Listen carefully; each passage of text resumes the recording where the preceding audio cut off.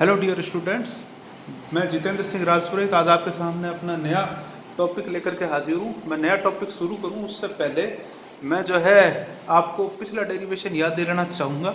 जो आपने अगर नहीं देखा है तो आप हमारा पिछला वीडियो जो है व्यतिकरण का मूलभूत सिद्धांत का बेसिक थ्योरी ऑफ इंटरफेरेंस का वो ज़रूर देख लीजिए। और याद दिलाना चाहूँगा जो हमारे पास में इक्वेशन 8 आई थी जो हमारी रिजल्टेंट वेव के एम्पलीट्यूड के बारे में बताती थी, और इक्वेशन नंबर 11 आई थी जो हमारे रिजल्टेंट वेव की इंटेंसिटी तीव्रता के बारे में बताती थी। तो ये दोनों किस हिसाब से हमारे पास में फॉर्मूलों का प्रैक्टिकल इंटरप्रिटेशन होता है उसके ऊपर अभी अपन बात करेंगे। बेसिकली आज का जो हमारा टॉपिक है वो है जो व्यतिकरण है वो कितने प्रकार का होता है, टाइप्स उसके कौन कौन से होते हैं। तो हम इन्हीं इक्वेशन 8 और 11 की सहायता से उन टाइप्स का यूज़ करेंगे, उनको जो है एक्सप्लेन करने की, डिराइव करने की बात करेंगे। तो देखते हैं कि वो क्या है। उसके लिए मैं पहले थोड़ा बोर्ड को साफ करता हूँ। मैंने बोर्ड साफ कर लिया है और मैंने जो है हमारे सार की जो बातें थी पिछले डेरिवेशन की वो हमारे बोर्ड के टॉप पर नोट कर। मैं ज़्यादा समय बर्बाद ना करते हुए आपका सरल सा टाइम लेना चाहूँगा। इन दोनों फॉर्मूलों की दो विशेष स्थितियों की तरफ आपका ध्यान आकर्षित करना चाहूँगा। सबसे पहली बात, अगर इन दोनों फॉर्मूलों में cos फाई का मान देखा जाए, cos फाई का मान आपको पता होगा साइन और cos दोनों का मान -1 से +1 के बीच में होता है, ज्यादा +1 और कम से कम -1। तो cos का मान ज्यादा से ज्यादा +1 होगा तब क्या होगा, cos फाई बराबर +1। यदि अंग्रेजी में कहेंगे इफ हो तो देन, अगर cos फाई का मान 1 हो जाए, मतलब इस इक्वेशन में cos का मान अधिकतम हो जाए, तो आप देखोगे cos घटते ही r का मान आ गया a1 + a1 square + a2 square + 2a1 a2, मतलब ये a1 + a2 का होल स्क्वायर बन गया। तो r का फार्मूला बन गया √a1 + a2 का होल स्क्वायर, जो सॉल्व करके a1 + a2 आ जाएगा। आप अगर ध्यान से देखोगे तो ये r का मैक्सिमम मान है, ये अधिकतम मान है इसका, ठीक है। इसी प्रकार अगर cos फाई का मान 1 होने पर ir का मान देखोगे तो ये ir का मान हो जाएगा i1 + i2 + 2√i1 i2। इसका मान हो जाएगा √i1 + √i2 का होल स्क्वायर। अगर आप इसको देखोगे तो ये हमारे IR का मैक्सिमम मान है, ठीक है। अब बात ये कि cos फाई +1 होगा क्यों। आप कहोगे सर फाई का मान 0 हो जाएगा तब cos का मान 1 जो है वो फाई का मान 0 पर ही होता है। आपकी बात से मैं एग्री हूं, मगर cos का मान 1 सिर्फ 0 पर नहीं होता है। 0 होता है तो cos 1 होता है, ये बात सही है, मगर cos का मान 1 हो तो फाई का सिर्फ 0 होना जरूरी नहीं है, वो 360 डिग्री भी हो सकता है, क्योंकि कोण हर 360 डिग्री बाद अपनी वैल्यू को रिपीट करता है। वो 720 भी हो सकता है, वो 1080 भी हो सकता है, वो 1440 भी हो सकता है। अगर रेडियन में बोलूं तो वो 0 के अलावा 2 पाई, 4 पाई, 6 पाई, 8 पाई भी हो सकता है। मतलब कोई भी पाई का समगुणज, कोई भी उसका इवन मल्टीपल, मीन्स इसके लिए जो फाई है उस फाई का मान होना चाहिए 0, 2 पाई, 4 पाई, 6 पाई, कुछ भी 2n पाई। सम संख्या को अपन 2n से दिखा सकते हैं। मतलब इन जनरल इस फाई को दिखाया जाता है 2n पाई से। 2n पाई से दिखा दिया, n का मान कितना लगेंगे 0, 1, 2, 3 डॉट डॉट डॉट, आप n का मान 0, 1, 2, 3 डॉट डॉट सारे मान बनते हैं। ये किसका सूत्र है, कालांतर, फेज डिफरेंस। अगर मुझे निकालना हो पथांतर, पाथ डिफरेंस, मैंने एक वीडियो बकायदा उनके रिलेशन का निकाला, आप देखिएगा जरूर उस वीडियो को। ये फॉर्मूला याद करना, ये फॉर्मूला वहां पर मैंने निकाला हुआ है। पथांतर पथांतर जो त्रिभुज या डेल्टा से लिखा जाता है उसका फॉर्मूला ये होता है। अगर आप 0 रखोगे फाई का मान तो पथांतर 0 से, 2 पाई रखोगे तो 2 पाई ऊपर रखने में 2 पाई को नीचे कट जाएगा, ये लैम्डा आ जाएगा। 4 पाई रखोगे तो 2 पाई से कटने में 2 आ जाएगा, तो ये 2 लैम्डा आ जाएगा। 2n पाई रखोगे तो 2 और पाई तो दोनों कट जाएंगे और 2n पाई के कटने पर सिर्फ n रह जाएगा, मतलब लास्ट में बच जाएगा n। इसके लिए जो इसको जनरल वैल्यू बोली जाएगी वो बोली जाती है पथांतर जो n लैम्डा, n का मान वही 0 1 2 3 और 4। ये जो कंडीशन है, इस कंडीशन को क्या कहा जाता है? ये कंडीशन ऐसी है कि जब आपका कलांतर पाई का पूर्ण समगुणज होता है, या जो पथांतर है वो लैम्डा का पूर्ण गुणज होता है। पाई तो क्या था? पाई का समपूर्ण गुणज, और डेल्टा क्या है? लैम्डा का पूर्ण गुणज। सम विषम की बात नहीं, दोनों चलेंगे, सिर्फ पूर्ण गुणज। ठीक है। What is phi?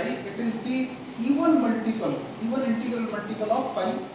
And what is lambda? It is only multiple of lambda. Past difference. ठीक है। तो जब ऐसा phi और डेल्टा का मान मिलता है, जब ऐसा कलांतर और पथांतर का मान मिलता है, तो cos 1 हो जाता है, जिसके कारण r और ir मैक्सिमम हो जाते हैं, और r और ir के मैक्सिमम होने को वेव प्लस बराबर वेव इंटरफेरेंस था, ये अध्यारोपण भी था। Wave of same frequency plus wave of same frequency equal to wave of same frequency, ये इंटरफेरेंस। अब जो wave of same frequency plus wave of same frequency equal to same frequency wave of maximum intensity, interference में एक special condition की intensity उसकी सबसे ज्यादा होने वाली है, इससे ज्यादा इंटेंसिटी की वेव इंटरफेरेंस है तो नहीं कर सकती, तो उसको कहते हैं समकोषी व्यतिकरण। इस स्थिति का नाम क्या है? समकोषी व्यतिकरण। अंग्रेजी में कहते हैं कंस्ट्रक्टिव इंटरफेरेंस।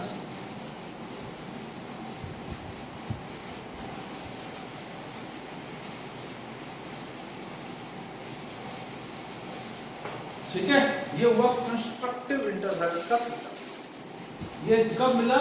जब इसका मान पाई बराबर कितना किया अपन ने? +1। अब इसके दूसरे पार्ट की तरफ बात करते हैं, उधर वाले में।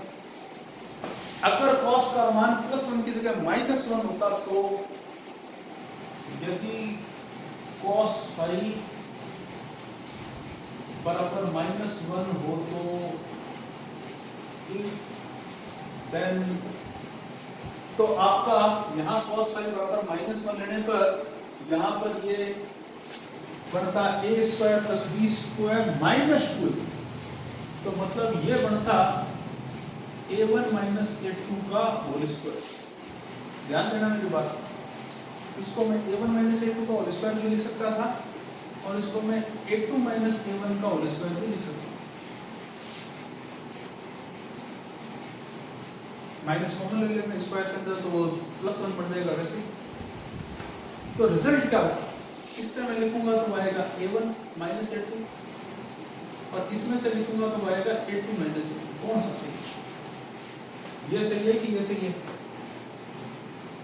आपके मन में जो है गणित हो सकता है कुछ जो है हिलोरे मान लो, मगर मैं आपको यहाँ पर बता देता हूँ, जो हमारा आयाम है वो एक दूरी है जो ऋणात्मक नहीं होती, जो माइनस की नहीं होती। तो ये माइनस की नहीं होती। अगर a1 बड़ा है तब तो ऊपर वाले फॉर्मूले से प्लस का रिजल्ट आएगा, और अगर a1 छोटा है तो नीचे वाले फॉर्मूले से प्लस का रिजल्ट आएगा। बड़ी संख्या में छोटी संख्या का घटाएंगे, तो हमें तो रिजल्ट प्लस का चाहिए, तो ये ले लो चाहे ये ले लो, रिजल्ट प्लस का आना चाहिए। तो इसके लिए बढ़िया तरीका क्या है? आप a1 - a2 निकालें, अगर प्लस का आ जाए तो वही रिजल्ट, और माइनस का आ जाए तो मोड करें, तो इसका रिजल्ट आ जाएगा a1 - a2 का मोड। नेक्स्ट, इससे i रिजल्टेंट का माना जाएगा i1 + i2 - 2√i1 है। और सिमिलरली ये भी हमारा बन जाएगा √i1 - √i2 का होल स्क्वायर, जिसको आप √i2 - √i1 का होल स्क्वायर भी लिख सकते हो। नेक्स्ट, अगला बात, ये मान होगा कब ये जो मान है ये कब होगा? ये मान होने के लिए आवश्यक शर्त क्या है हमारी? आवश्यक शर्त बस यही है कि जो फाई है वो -1 कब देता है? कॉस माइनस कब देता है? 180 डिग्री पर कॉस पाई। मगर हर 360 बाद रिपीट करने पर 180 प्लस 360 540 पर भी दे देगा, फिर 360 जोड़ दो आगे वो फिर देता रहेगा।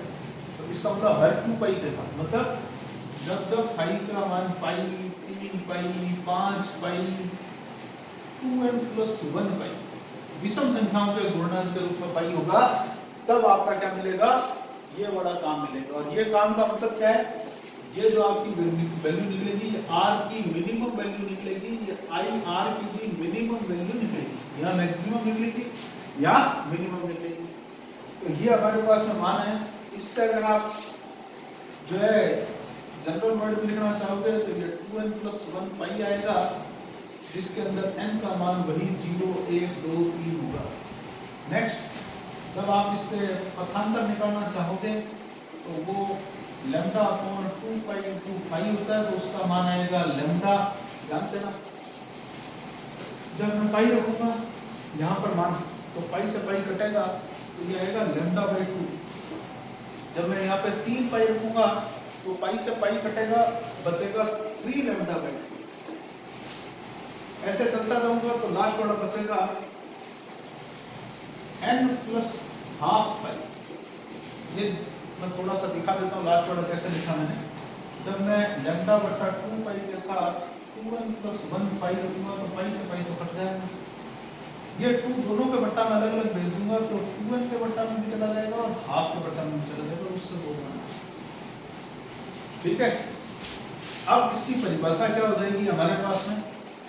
इसकी परिभाषा हमारे पास में ये हो जाएगी कि भाई जब आपके पास में कलांतर जो है वो विषम जो है विषम गुणज होता है पाई का, या जो लैम्डा होता है वो पूर्ण गुणज नहीं होता, वो अर्ध गुणज होता है। विषम संख्याओं का अर्ध गुणज अगर होता है तो उस टाइम पर हमारा r और ir का मान मिनिमम मिलता है, और r और ir का मान मिनिमम मिलने की जो कंडीशन है, यहाँ इसको कहते हैं जिन्होंने विनाश कर दिया, सारी लाइट जो आ रही थी उसका कचरा कर दिया, इसको कहते हैं विनाशी गति,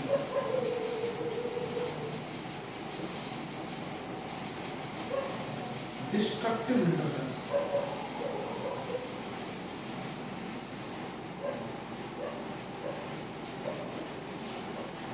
यहाँ पर जो इंटेंसिटी है वो लाइट की कम होने वाली। खास बात, एक बात देखना, अगर I1 और I2 बराबर हो तो ये ब्रैकेट 0 देते हैं। 0 मतलब कोई लाइट नहीं। एक बार राजस्थान बोर्ड के पेपर के अंदर ये सवाल आया था कि क्या प्रकाश में प्रकाश मिलाने पर अंधेरा हो सकता है? लोगों ने कहा नहीं हो सकता, जबकि जवाब क्या था? हो सकता है। कैसे?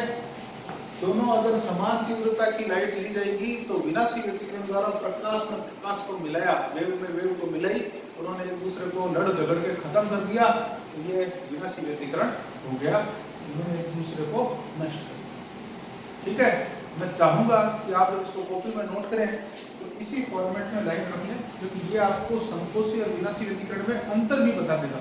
अंतर पहला, इसमें cos फाई का मान 1 होता है, उसमें -1 होता है। इसमें r का मान मैक्सिमम और इतना होता है, उसमें r का मान मिनिमम और इतना होता है। ir का मान इसमें इतना और मैक्सिमम होता है, उसमें ir का मान इतना और मिनिमम होता है।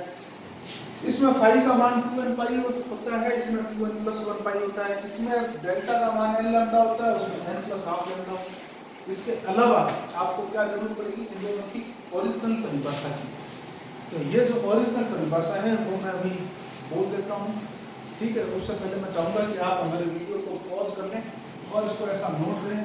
नोट करने के बाद जब आपसे नोट हो जाए तो आप हमारे वीडियो को रिज्यूम करें, और मैं उसके बाद पहले बोलूँगा संकोची व्यतिकरण की परिभाषा, उसको आप नोट कीजिएगा। देन मैं बोलूँगा विनाशी व्यतिकरण की परिभाषा, जो यहाँ पर अगला पॉइंट के रूप में आप नोट कर लेंगे। ठीक है, तो ये रहा संकोची व्यतिकरण की परिभाषा बोल रहा हूँ मैं, वो है जब व्यतिकरण में डेल्टा बराबर n लैम्डा व फाई बराबर 2n पाई होता है तो परिणामी तरंग का आयाम व तीव्रता अधिकतम होता है। परिणामी तरंग का आयाम व तीव्रता अधिकतम होता है। इसे संपोषी व्यतिकरण कहते हैं। अंग्रेजी में बोल रहा हूं इसी संपोषी व्यतिकरण की परिभाषा को। When path difference delta equal to n pi and phase difference phi equal to 2n pi, then the amplitude and intensity of resultant wave are maximum, and this phenomena is known as constructive interference. आप खुद ही इसकी परिभाषा लिख सकते हैं, वैसे फिर मैं बोल देता हूँ। जब डेल्टा बराबर n प्लस हाफ लैम्डा व पाई बराबर 2n प्लस 1 पाई होता है तो परिणामी तरंग का आयाम व तीव्रता न्यूनतम होते हैं। यह घटना विनाशी व्यतिकरण कहलाती है। When path difference delta equal to n plus half pi and phase difference equal to 2n plus 1 pi, then the amplitude and intensity of resultant wave are minimum, and this phenomena is known as destructive interference. ठीक है। Next, इसको थोड़ा सा एक diagram से समझने का प्रयास और करते हैं अपन कि डायग्राम में विनाशी व्यतिकरण और संपोषी व्यतिकरण कैसे दिखाई देगा। तो मैं उसके लिए बोर्ड को थोड़ा सा साफ करता हूँ, फिर आगे की बात करता हूँ। ये हमारे पास में जो है एक वेव्स का खाका तैयार कर रहे हैं। ये हमारा जो है y, चाहे y1 हो चाहे y2, ये समय है, इधर टाइम है। इसके अंदर पहला जो संपोषी व्यतिकरण है उसमें दोनों लोगों के बीच में पाई का मान कितना था? 0। इसको फिजिक्स की भाषा में कहा जाता है समान कला, सेम फेज। कलांतर उनके बीच में है ही नहीं, कोई कलांतर नहीं है, इसका मतलब सेम ही है। कलांतर नहीं है, इसका मतलब बराबर कला चल रही है। ये हमारी पहली वेव, इस वेव का नाम है y1, जिसका नाम आपने रखा। ये हमारी दूसरी वेव, इसका नाम है y2। ध्यान देना, y1 और y2 के लिए दोनों 0 साथ थी, दोनों मैक्सिमम एक ही टाइम पर हुई, दोनों वापस 0 एक साथ आई, दोनों मिनिमम एक साथ हुई, दोनों वापस 0 एक साथ आई। इसके अंदर ये जो दूरी है इसको कहते हैं आयाम, ये A2 है। इसके अंदर इसको कहते हैं आयाम, ये A1। तो रिजल्टेंट वेव जो बनेगी वो कितनी बनेगी? वो और भी बनेगी।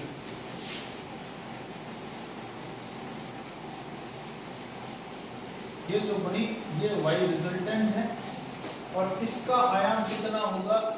ये हाइट, ये अगर आप इस साइड भी बना सकते हैं और उस साइड भी बना सकते हैं।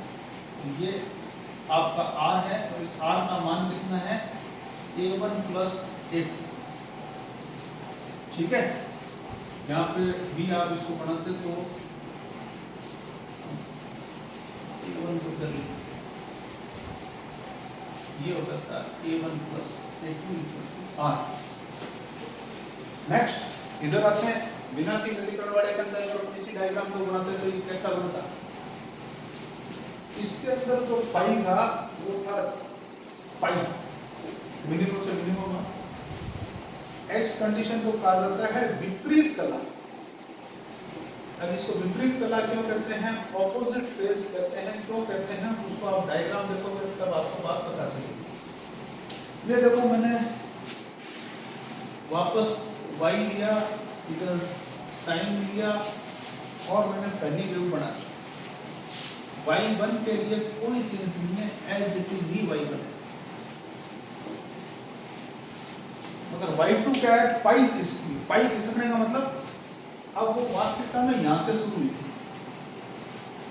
तो यहां से शुरू होने के बाद अब वो यहां से कहां चलेगी? नीचे चलेगी। पाई पीछे खिसकी हुई थी या पाई आगे खिसकी हुई थी, जैसा समझना चाहिए। क्योंकि टाइम नेगेटिव नहीं था तो इसका ये पार्ट तो अपन कंसीडर करेंगे नहीं, अपन तो यहीं से देखेंगे। इसको कहा जाता है विपरीत कला। जब 0 तो था मगर उसके बाद ये तो ऊपर गई, नीचे गई, फिर 0 7 तो नहीं मगर उसके बाद ये ऊपर गई तो ये वाली नीचे भाग गई। इसका आयाम है A2, इसका आयाम है A1। अब रिजल्टेंट वेव कैसी बनेगी? रिजल्टेंट वेव यहां बनेगी, ये रिजल्टेंट वेव है और इसका R कितना होने वाला है? R होने वाला है A1 माइनस A2 मिनिमम। ये कितनी बड़ी तरंग बनी थी, कितनी ज्यादा आयाम की बनी थी, और ये एकदम छोटी सी तरंग थी। तो ये हमारे पास में इसका तरीका है। अगर आप एक ही टाइप के पेन से बनाना चाहते हैं, 3 टाइप के कलर्स आपके पास में नहीं है, तो आप मान लीजिए पहली वेव को आपने सीधा बना लिया, दूसरी वेव को आपने dot dot dot dot dot में बना लिया, तीसरी वेव को जो आपने बनाया उसके अंदर आपने क्रॉस क्रॉस के चिन्ह लगा दिए। तो आपकी 3 वेव, जैसे मैप में अपन लाइन के ऊपर जो है अलग अलग टाइप के इंडिकेशंस लेते हैं, उस टाइप से लेकर के हम इनको बना सकते हैं। ठीक है, ज़्यादा बोर्ड की कॉपी में अपने को आमतौर पर कलाकारी करने से बचना चाहिए, क्योंकि जो एग्जामिनर्स होते हैं बड़े बुजुर्ग लोग, वो थोड़ा खड़ूस लोग होते हैं, वो ज़्यादा ड्राइंग देख करके बच्चे को आर्ट्स का समझ करके और जो है वो डील कर लेते हैं। इसलिए अपने को ज़्यादा कलाकारी से आमतौर पर बचना ही चाहिए। तो सिंप्लिसिटी में जो ब्यूटी है वो उसमें नहीं आती।